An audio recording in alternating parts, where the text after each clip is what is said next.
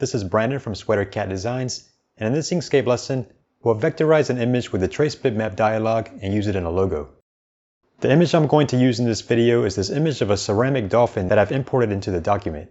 If you want to use the same image to follow along, you can find a link to it in the description below. You can also use another image, but be aware that the higher the contrast between the part of the image we want to vectorize and the parts behind it, the better the result we will get. Okay, with our image imported, let's select it, then open the Trace Bitmap dialog by right-clicking the image and choosing Trace Bitmap. By default, we're on the Single Scan tab, with the Brightness Cutoff mode chosen, which is what we want. However, if we look at the preview here, we can see that it's basically cutting out all the brightest parts of the image and leaving only the darkest parts. We can confirm this if we click the Apply button. Now we have a vectorized version of the background with the dolphin cut out. We actually want the opposite of this, so we can delete this path and select the image again, and let's check Invert Image in here. Now we can see that it cuts out the background, leaving the dolphin. We can also increase the threshold value here, which will remove some of the artifacts left over from the background. But if we go too high, it will start to affect the dolphin. We can actually easily get rid of the artifacts manually, so I'll bring this back down. Let's go ahead and click Apply. Okay, we have a vectorized version of the dolphin now, so we can go ahead and close out the Trace Bitmap dialog and delete the image. To get rid of these artifacts, we can zoom in by holding Ctrl and scrolling up the mouse wheel, then use the Pin tool to create a path between the artifacts and the dolphin.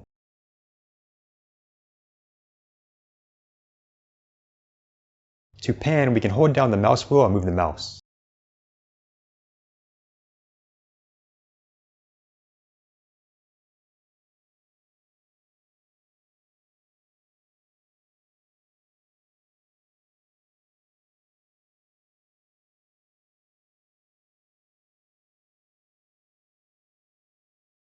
When we get back around here, we can close off the path by clicking the first point again. Now let's switch to the Select tool and shift-click the dolphin path to add it to the selection, then go to Path, Intersection. This leaves us with just the dolphin. To clean up the edges a bit, we can go to Path, Simplify. We can use the shortcut Ctrl L to do it a couple more times.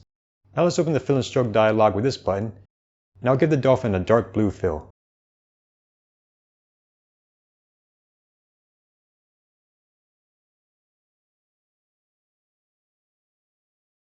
Okay, the dolphin is finished for now, so we can zoom out and move over here to work on the rest of the logo.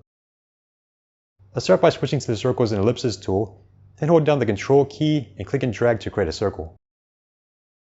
We're actually going to delete this circle later, so for now, let's just make it a color that won't interfere with the rest of the logo. I'll go with a light red. Next, let's switch to the Pin tool and create a wavy path a little below the center line. Let's bring the path around below the circle and close it off.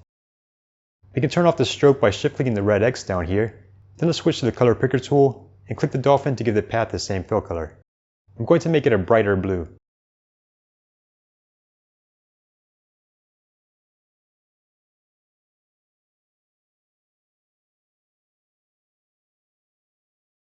Next, to cut off the part of this path outside of the circle, we can switch to the Select tool, select the circle, duplicate it with this button, shift-click the path, and go to Path, Intersection.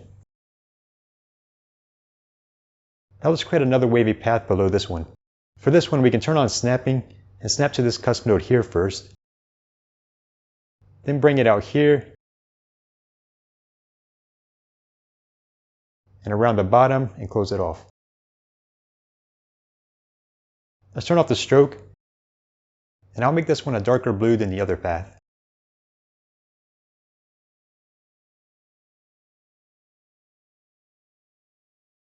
Then we can select the circle, duplicate it, shift-click the path, and go to Path, Intersection.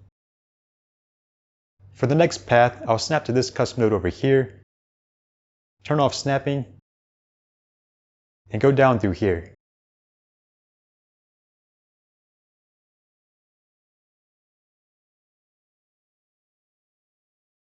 I'll make this one even darker.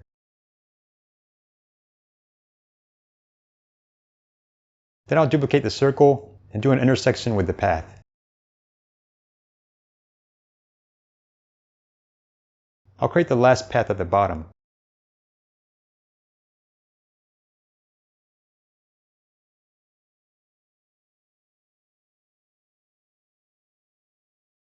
make it darker,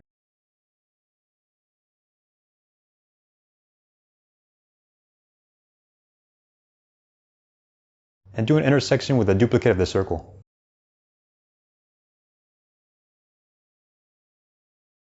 Okay, now let's work on the text. Let's switch to the text tool and click in the canvas to create a text object. Let's change the alignment of the text here to centered, which will let us center the text on the circle. Now we can switch to the select tool, hold Ctrl and scale it up. To put the text around the outside of the circle, we can shift click the circle and go to text, put on path. Then we can select just the circle and click it again to get the rotation handles, then hold Ctrl and rotate the circle until the text is at the top. And if we want the text to line up better with the waves, we can click the circle again to go back to the scale handles, then hold Shift and Ctrl and scale down the circle. Next we can select the text and use the color picker tool to give it the same fill color as the dolphin. Then we can switch to the text tool and adjust whatever settings we want to adjust up here. I'm going to drop down the spacing box and add some more spacing between the letters.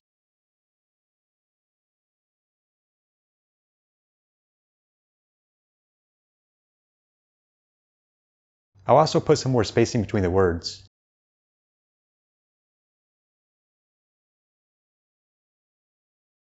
When we have the text the way we want it, we can go to Path, Object to Path. Now we're free to delete the circle. Finally, we can move the dolphin to where we want it. And we can raise it to the top with this button. We can hold Ctrl and Shift and scale it down, rotate it, and if we want, we can flip it horizontally with this button. Alright, our dolphin logo is finished. I hope you enjoyed the lesson, and I encourage you to now try this out with some other photos. Thanks for watching.